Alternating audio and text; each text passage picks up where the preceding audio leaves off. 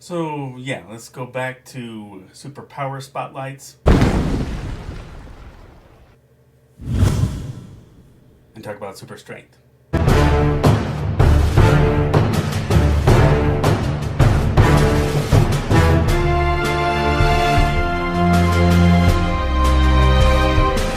Hello, welcome to my channel, KC. That's me, Carrie Chug, the Sledge Storyteller, here to talk about the wonderful world of storytelling and to open up discussion about how we can tell the best stories we can, going back to, again, superpower spotlight, spotlighting super strength. This is a redo simply because when I took a look at my last video on the subject matter, I cringed over the technical and editing issues.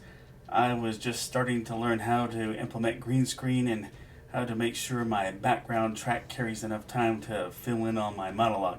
So, as I believe most people have experienced on multiple occasions, whether at work, school, or non-fanboy social circles, the question asked of everyone, what would be your choice of superpower? My answer has always been super strength. Growing up, I was big on Superman, the $6 Million Man, the Hulk, He-Man. Hefty was my favorite Smurf. Roadblock was my favorite G.I. Joe. In football, I always craved most seeing the predatory defensive lineman crash through, if not manhandle, the offensive line and take down the quarterback. And though it's staged, I regularly got jolted watching professional wrestling and from simulations of pure power. And action-wise with Batman, I always got the biggest adrenaline rush when he fought with massive power. All this as well as my own history in the pursuit of physical strength.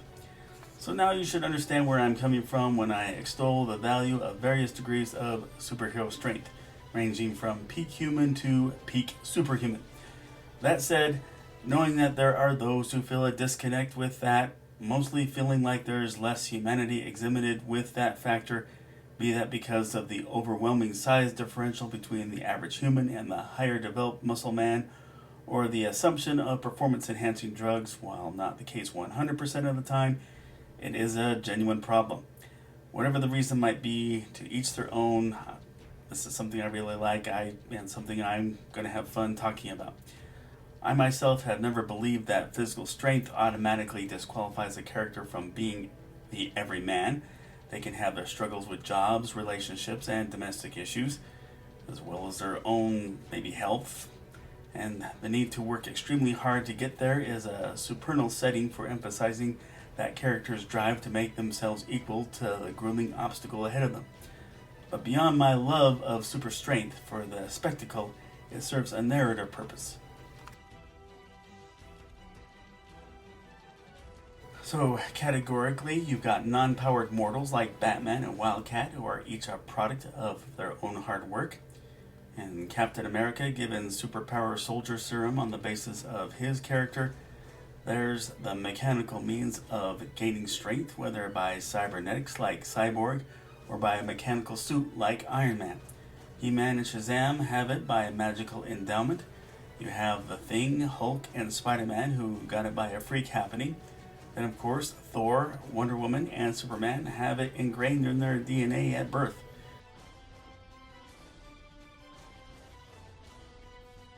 Now, if the hero's strength is a major factor, it's key to give an interesting angle on how they use it and how it defines their character. Those who condition themselves for it use it as one of many attributes to their advantage. All the aforementioned examples temper it to use wisely and exercise caution to avoid causing unnecessary damage, except of course the Hulk, who normally uses it with reckless abandon. Also, they all wholeheartedly embrace that power as a tool that they can use under the right circumstances, except the Thing, whose gaining that power came at the cost of his humanity, giving a tragic character angle.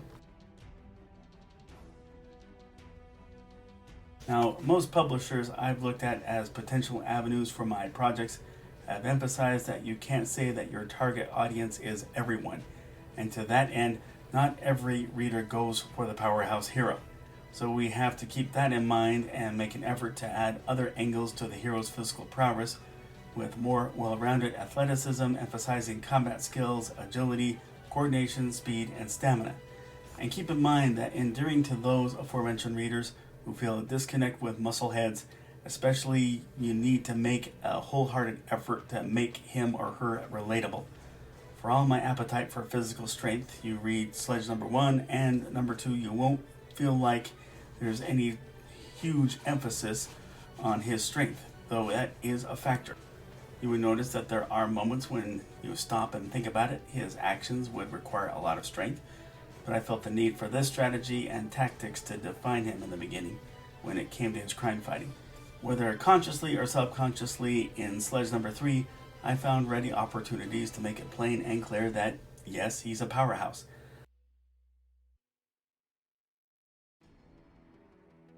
So, verisimilitude. Think about it, in the real world, it's not so easy to lift someone up, especially when humans are not evenly weighted and will try to squirm their way out of the clutch. So bear in mind that kind of thing if you really want to make things realistic. But most importantly, keep things consistent. If the hero can lift up the end of a truck, they shouldn't opt out of lifting up the end of a car in the same kind of situation. Also, make sure that the hero still gets challenged. If in every confrontation the hero knocks out everyone in the way with a single haymaker, people will get bored. And occasionally, the hero must have to be pitted against someone even stronger. But overall, have fun with it. There will be many opportunities to use it to get the reader excited and also to make the reader laugh. So that's my spotlight on strength as a superpower. Thanks for watching. Agree, disagree, something I left out? Please let me know in the comment section. If you like this video, please click like. If you like this channel, please click subscribe or follow me on Instagram. As always, the link to order Sledge number 1 and number 2 is below in the description, where you can order Sledge number 1 on Kindle. In any case, you can order it in digital or paper format. Still working on Sledge number 3 for it to be a strong ending to a 3-part miniseries. It's hard to imagine a better artist that I could have gotten than Tiago. He's doing an awesome job. Let's all look for civility amid all the bad news out there about social and political strife. Let's not hate, and let's find friends wherever we go. Thanks for watching. Everyone be safe, and God bless.